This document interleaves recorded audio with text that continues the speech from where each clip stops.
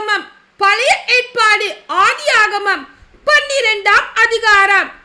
ஆபிராமின் அழைப்பு.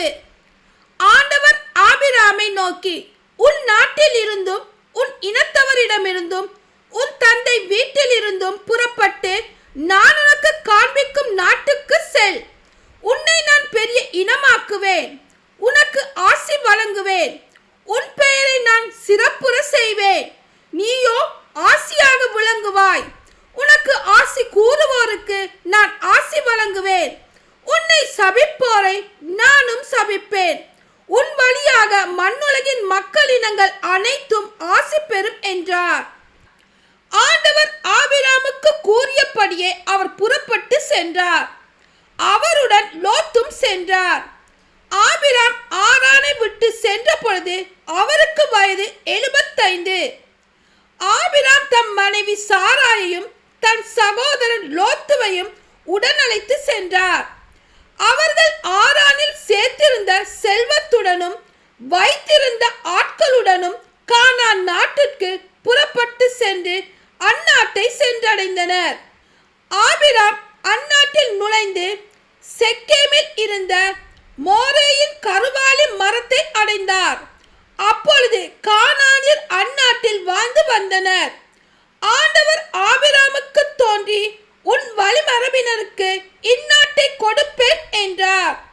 ஆகவே தமக்கு தோன்றிய ஆண்டவருக்கு அங்கே ஒரு பலிபீடத்தை எழுப்பினார். ஆபிராம் அங்கிருந்து புறப்பட்டு பெத்தேலுக்கு கிழக்கே இருந்த மலை பக்கம் சென்று பெத்தேலுக்கு மேற்கே ஆயுக்கு கிழக்கே கூடாரம் அமைத்து குடியிருந்தார். அங்கே ஆண்டவருக்கு அவர் ஒரு பலிபீடத்தை எழுப்பி ஆண்டவரது திருப்பெயரை தொழுதார். இவ்வாறு ஆபிராம் படிப்படியாக நெகேபு நோக்கி பயணம் செய்தார். எகிப்தில் ஆபிராம்.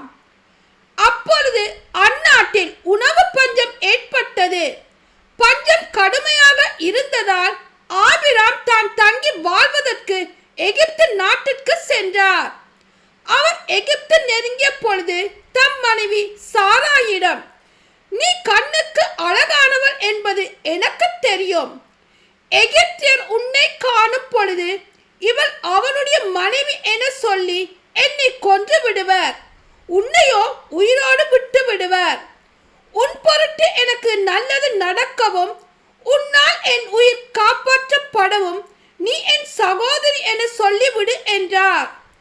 ஆபிராம் எகிப்தை சென்றடைந்த பொழுது சாராய் மிகவும் அழகானவராக இருப்பதை எகிப்தியர் கண்டனர். பார்வோனின் மேலதிகாரிகள் அவரை கண்டு அவரை பற்றி புகழ்ந்தனர். ஆகவே அவர் பார்வோனின் அரண்மனைக்கு அழைத்து செல்லப்பட்டார். அவர் பொருட்டு ஆபிராமுக்கு பார்வோன் நன்மை செய்தார். ஆடு மாடுகளையும் கழுதைகளையும் வேலைக்காரரையும் வேலைக்காரிகளையும் பெண் கழுதைகளையும் ஒட்டகங்களையும் அவருக்கு கொடுத்தார். ஆனால் ஆண்டவர் ஆபிராமின் மனைவி சாராய்க்கு நேரிட்டதை முன்னிட்டு பார்வோனையும் அவன் குடும்பத்தாரையும் கொடிய கொள்ளை நோயால் துன்பப்படுத்தினார். பார்வோன் ஆபிராமை அழைத்து அவரிடம், நீ எனக்கு இப்படி செய்து விட்டாயே, அவளுன் மனைவி என்று ஏன் என்னிடம் சொல்லவில்லை? அவளுன் சகோதரி என்று நீ ஏன் சொன்னாய்? அதனால் தான் நான் அவளை என் மனைவியாக எடுத்துக்கொண்டேன். இப்பொழுதே உன் மனைவியை கூட்டிக் கொண்டு புறப்படு என்றான். பின் பார்வோன் தன் ஆட்களுக்கு கட்டளையிட அவர்கள் அவரை அவர் மனைவியுடனும் அவருக்குரிய எல்லாவற்றுடனும் அனுப்பிவிட்டனர். ஆமென்.